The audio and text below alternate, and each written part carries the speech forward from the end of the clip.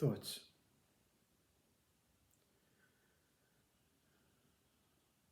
They just appear.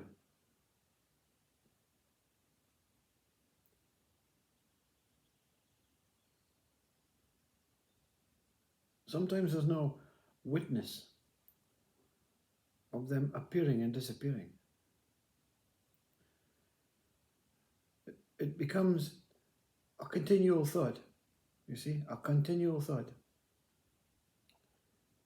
Where even the attempt to stop the thinking of the thought is a thought.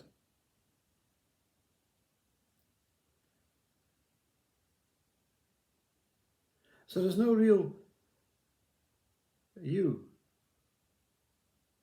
that can understand when the thinking stops. Because that what wants to understand when the thinking stops or starts is thinking about the thinking stopping and starting. They say it's a no-win, no-lose situation being a human, being a thinker.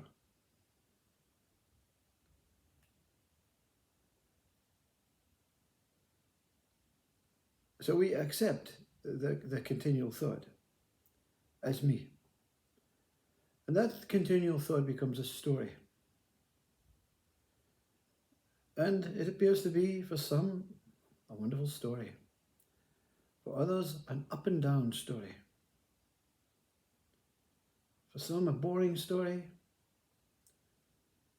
For some, a story that I want the story to end. Because it's not a good story. All of this is a continuation of a guy speaking. And the words seem to be flowing as if it's thinking about what to say, how to say it, where it's going, what's coming next. And then there's another form of thinking. Am I doing it properly? Are they understanding? Layers upon layers of thoughts. There's even the speaker is even thinking, I'm not thinking. Something is thinking through me. Something is speaking through me. You see, it appears as if awakening enlightenment is a wake-up call to many things. In a religious way to God, in a spiritual way to spirit, soul, consciousness, in a human way to I must now be able to control and be a better person, and all of that stuff is behind me.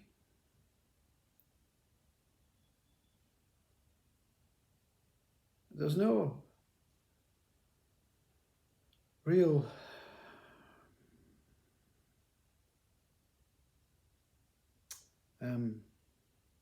purpose or meaning for being here as a thinker. But we have identified somewhere within us a purpose or meaning for being here.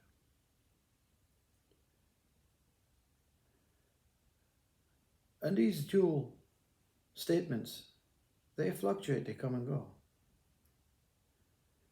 When you say, I can't find any purpose, any meaning, you're appearing as the one that has no purpose or meaning, looking for purpose or meaning. And when you are that one that says, yeah, I found some purpose for life, yeah, but I'm not sure if it's a true purpose or if there really is a purpose. And you're looking from the point of the purposeful and meaningful mind, knowing or wondering if it's really true. Because I don't think there is any purpose and meaning. So everything is a reflection. Where do the thoughts arise from? So that I can reflect on them.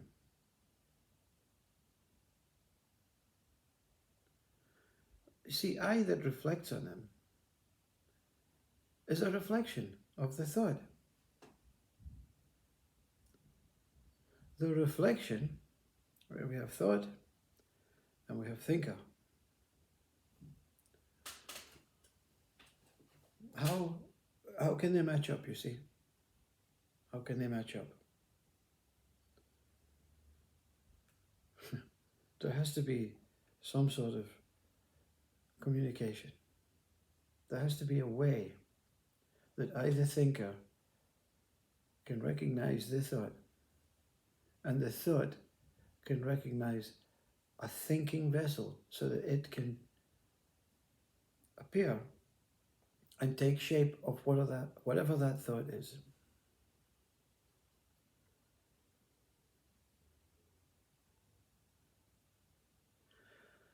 Awakening or enlightenment is a great way to separate the thinker from the thought. In a Ramana Maharshi way, in a shocking way, it can be done very simply by denying the thoughts as the thinker.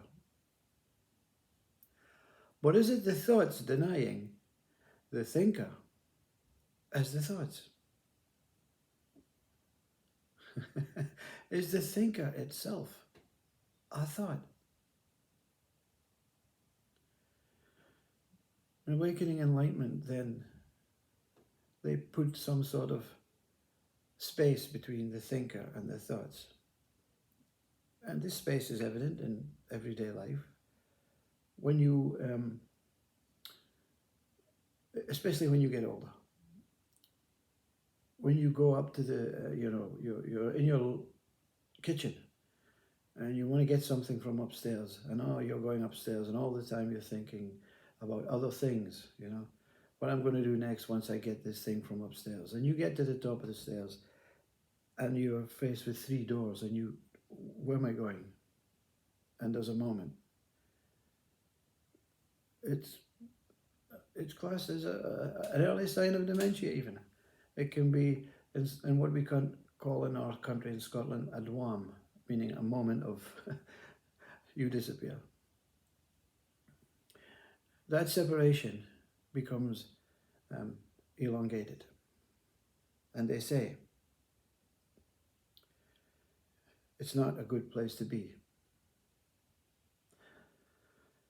And of course, it's not a good place to be to associate with everyday life, because you're sitting smiling and everyone is trying to talk to you and you're hearing them, but you're smiling and you're away somewhere in this space.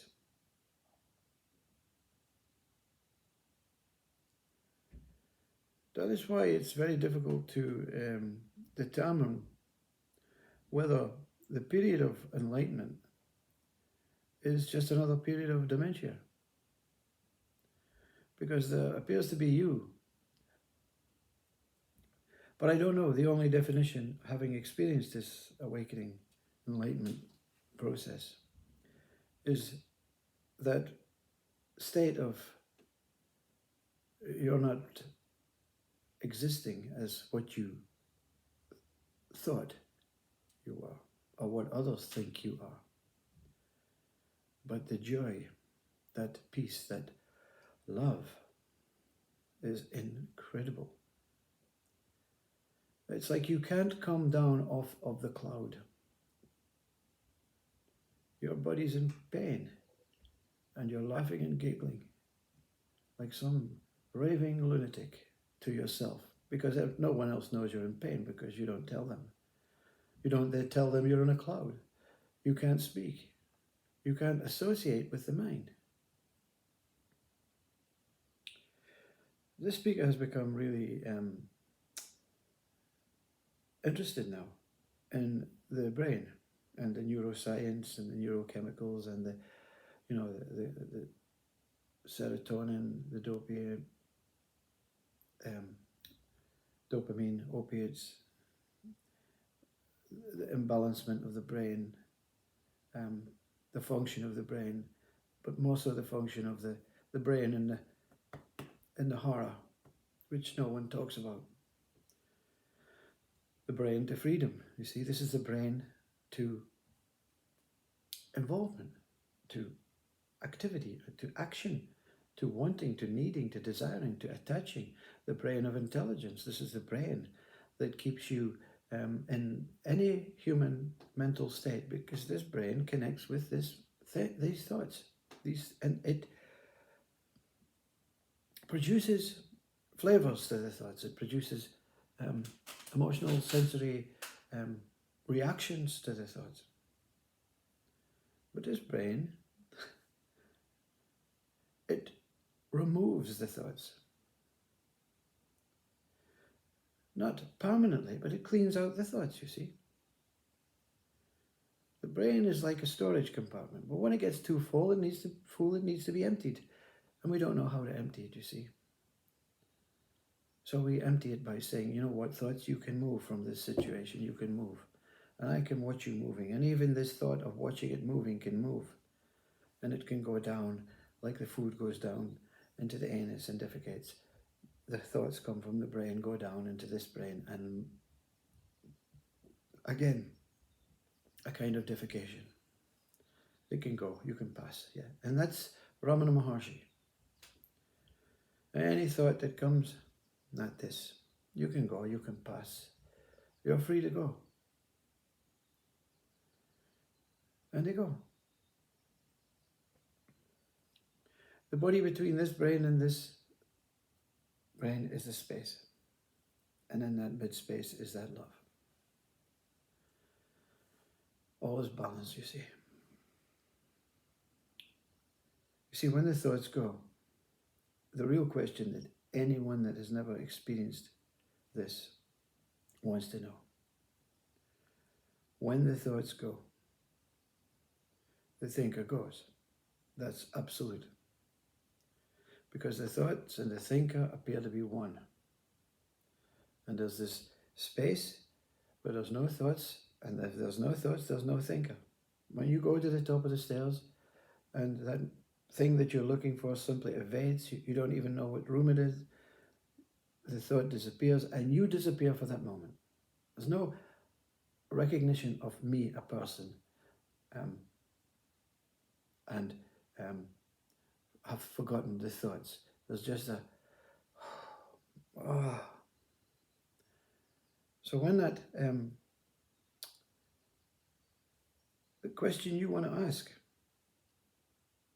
is, in that moment where there's no thinker and no thoughts, where am I? It sounds fearful. You are the love. You are the midpoint. Your body's still intact. Your brain is still subtly, but more peacefully, allowing minuscule thoughts, only the thoughts you need, not the thoughts about the ideas and the concepts that have been created through thousands of years about, should I fix that cupboard door? Should I go and, I forgot, I didn't say goodbye to my auntie, she will be so unhappy. All these thoughts, they're not important thoughts. They're creating so much drama in your head, the head. So all these subsequent thoughts, they go. And the brain still sifts away the little thoughts, it's just a nice place to be in, Yeah. I'm so in love. Maybe I should have some tea. Maybe I should go hug my partner. Very simple, loving thoughts. So the thoughts, they don't disappear completely. They just sifted through that like that sieve. All the nasty thoughts are kept in the sieve, and the little beautiful thoughts are allowed to flow freely. So yes, I is still there,